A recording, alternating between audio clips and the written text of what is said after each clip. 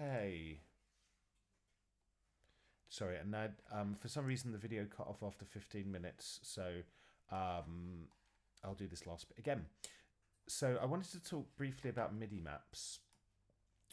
If you have a project that's for a film and it has tons of time signature and tempo changes, so you can see this is a good example of that.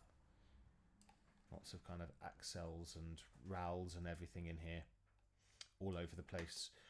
You will need to make a MIDI map for your session, which means all the tempo and time signature changes will can be dumped into the recording DAW. So it's a very simple process. Make sure that your loop bar is on at the top from the beginning, and the beginning where you're doing your MIDI map from should be the same bar number at the start of your score. So in this case it's 1, but say you were starting from bar 9, your MIDI map and your backing audios, your score should also start from bar 9 as well.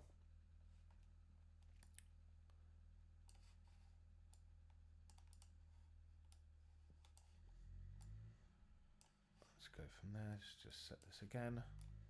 Oh, come on now. Doesn't matter if, something past the end is all fine. Now, the next thing to do is just take a MIDI line. I'm going to join all this together.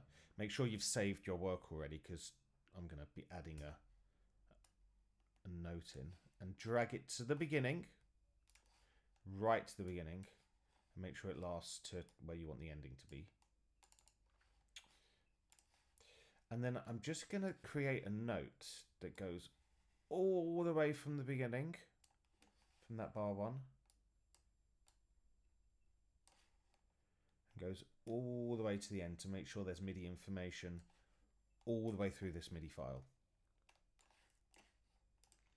Select it, make sure it's not muted, and export selection as MIDI file. Okay, and then you just say MIDI map. I've already done this before, so I'm not going to save it again, but you just say save. So, and then you should theoretically just be able to open that up in Logic, any new Logic session. So let's test it. Yeah, it's really important to test it. So, new Logic project, close that, don't need to save it.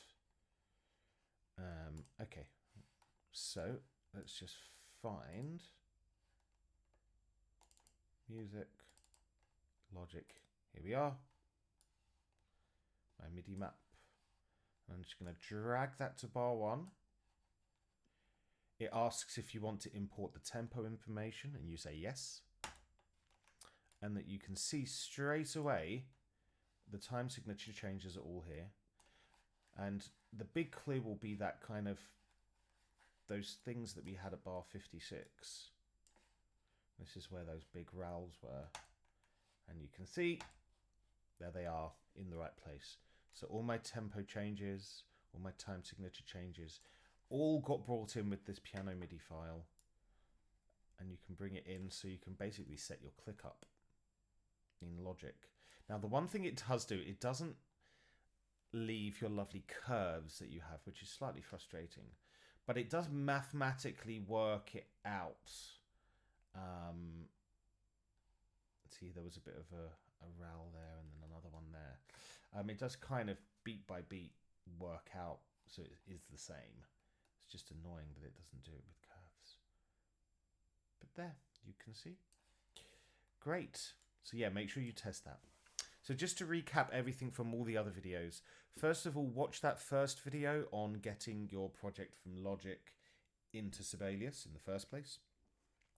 And then the second video that I just made about making sure all the details in your score, checking all of your parts, and when you're happy with your score and your parts, export them, print them. So go and print them the day before. There's one in Kilburn. Should be in the library in the Kilburn campus, a printer, or if you have your own printer, even better. If you need to make a MIDI map, this is how you would do it. And if you have any other backing audio, just make sure you bounce it from the same bar that you've started your map from and that your scores start from, so everything comes in at the same bar and is easy to align in the session. I'll be checking my emails over the weekend and beyond, so if you have anything to send me and show me, please do. Okay, good luck. I'll see you next week. Bye.